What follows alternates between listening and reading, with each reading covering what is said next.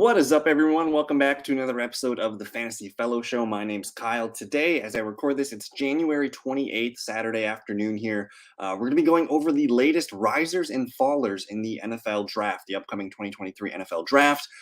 This is purely only quarterback, running back, wide receiver, and tight end. We're just looking at the fantasy positions that are moving up and down for the draft and then for our future dynasty draft. So this is purely a rookie look. Let's hop into a screen share here, and then I'll show you guys a bunch of links and things that I have new on the fantasyfellowship.com. There is some links in the description below if you guys want to hop to it and see what, basically you can follow along with the video here if you wish. But essentially, on the fantasyfellowship.com, you can just kind of hover over the content tab. You can hit the NFL draft content, and that does have all the links in here for you. I did put out a video maybe a week or two ago about the top 30 dynasty prospects. I'm probably going to make an update to this maybe the next weekend here, just because there's so much moving parts, especially between maybe positions 15 through 30. So there's a lot of moving pieces in that second, third, fourth round of the draft. But you can view my rookie rankings here. I did update these the other day before I did this video, so you can check out everything that I got here, and then as well as the dynasty rankings, I do have a tab where you can view the current players that are in here, but there is a rookie tab as well, which will give you the top 30 or so players. But everything is there that you need, and then let's see. I put together a list of the top 32, which is the same as the dynasty rankings. So you can check out all the top 32 guys that you probably need to know about. But if you continue to scroll down, you can see the quarterbacks all individually here, along with the running backs, the receivers, and the tight ends. And then you can see I logged these yesterday on the 27th. The last time I logged them was on the 16th. So we have about 11 days worth of numbers to go over. And then there is a link right here, risers and fallers. So let's get into it. And then maybe at the end of the video, I'll kind of just recap the top 32.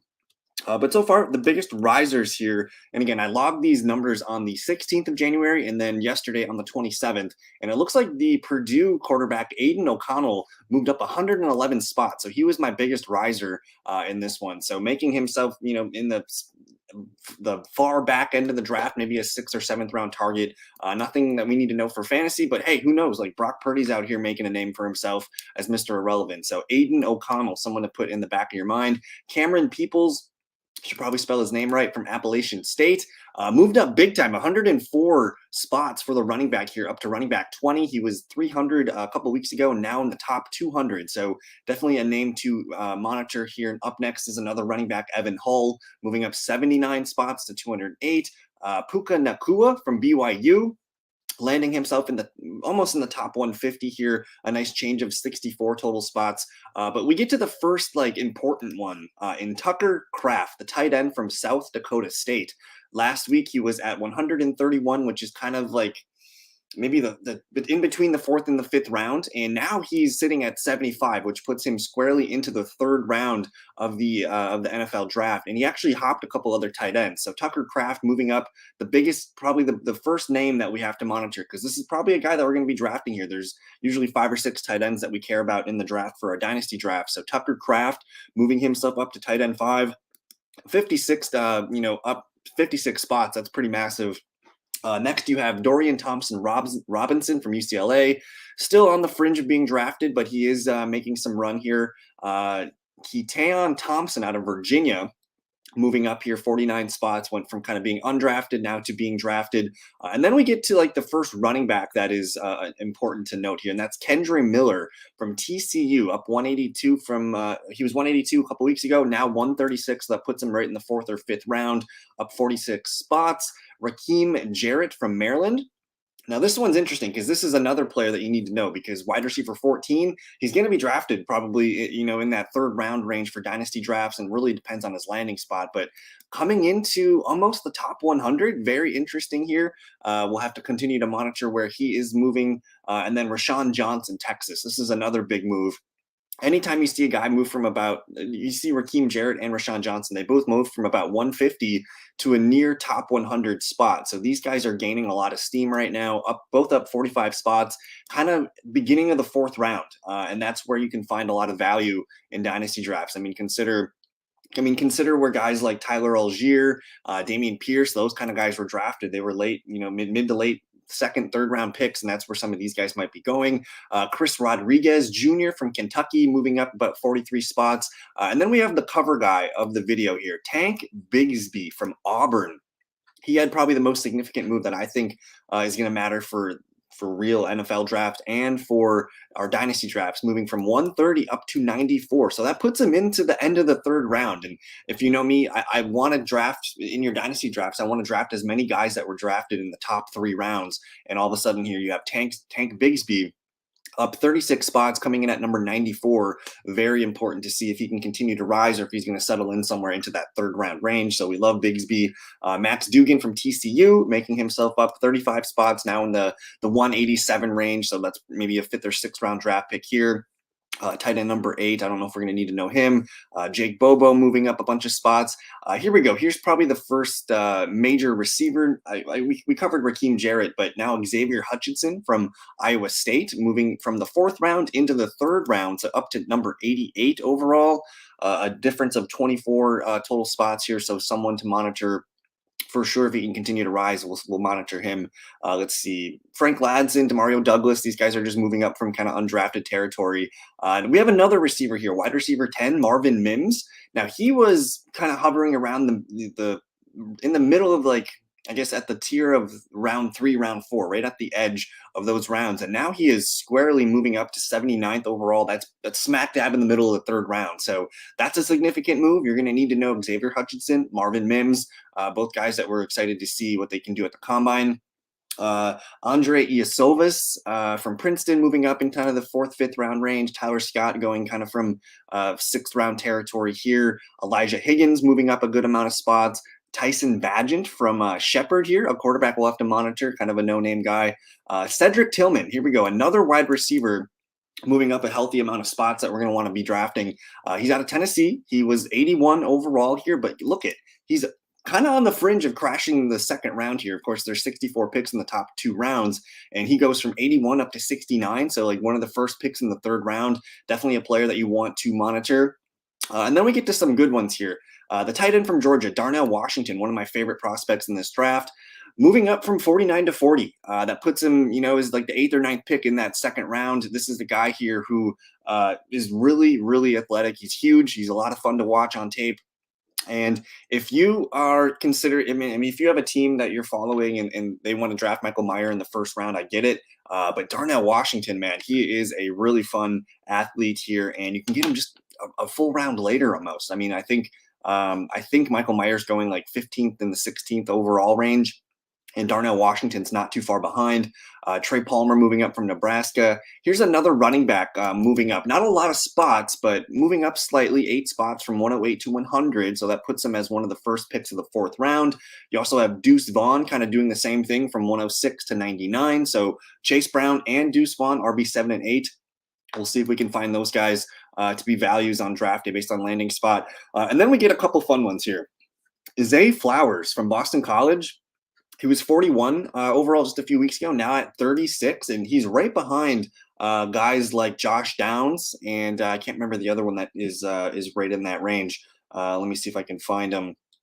He's right behind Josh Downs and yes, Jalen Hyatt. He's right behind these guys now because you can see Josh Downs is 34, Hyatt 35, and 36 for Zay Flowers. So he closed the gap on them over the last couple of weeks. So something to keep an eye on there is one of the first picks of the 2nd round. We love taking receivers in the 2nd round.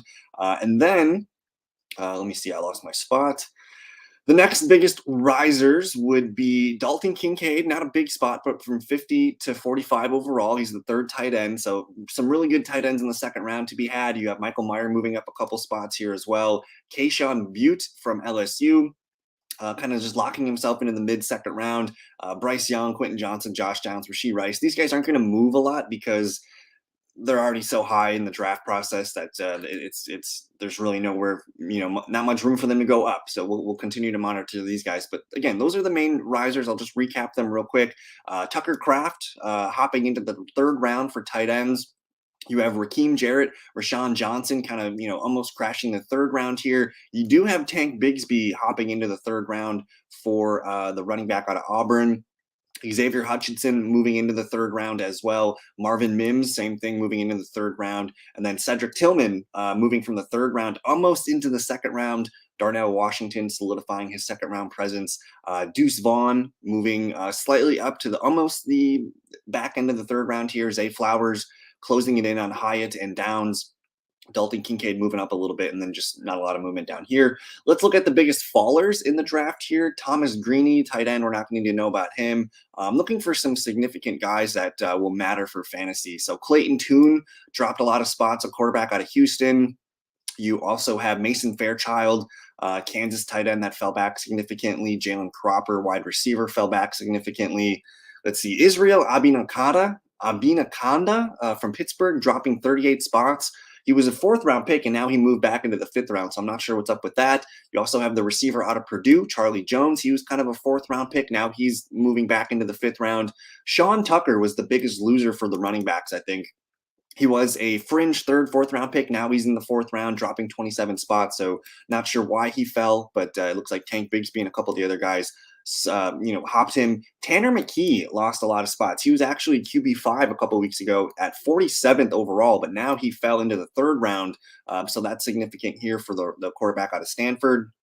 Let me see if there's anybody else. Dontavian Wicks falling just about 10 spots here, just a little bit of a fall.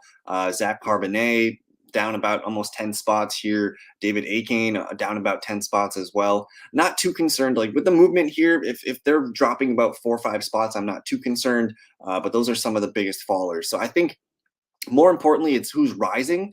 Some of the fallers didn't happen to be, big names here, but that's kind of where we're at. So risers and fallers, that's where we're at. And then let's just do a quick recap of my top 32 so far for this year's Dynasty Draft.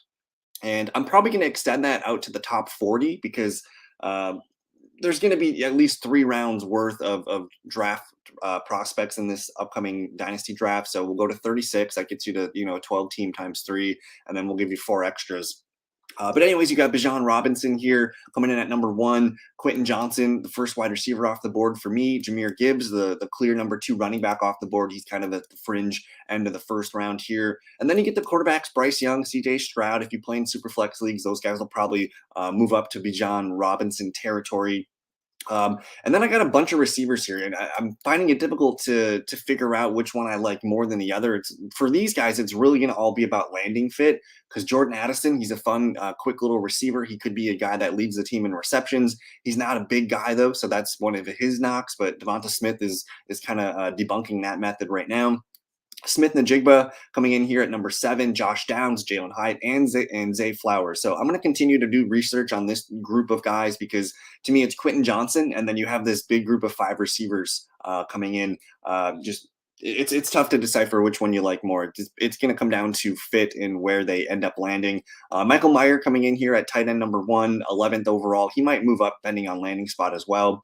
Will Levis from Kentucky, still not sure on him.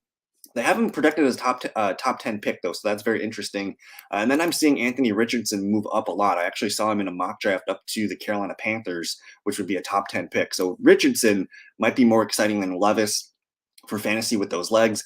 Zach Carbonet from UCLA coming in. He's kind of the clear RB3 right now. And then we pivot to some receivers here. Keyshawn Butte from LSU, Rashee Rice, who I like Rice. Those small school and SMU receivers are kind of fun to watch, and he might be a guy that exceeds expectations. David Akane and Zach Evans and Tank Bigsby coming in at the middle of the second round for me. There's the other tight ends, Darnell Washington and Dalton Kincaid. These guys, it's going to all depend on landing spot where we're going to want to draft them.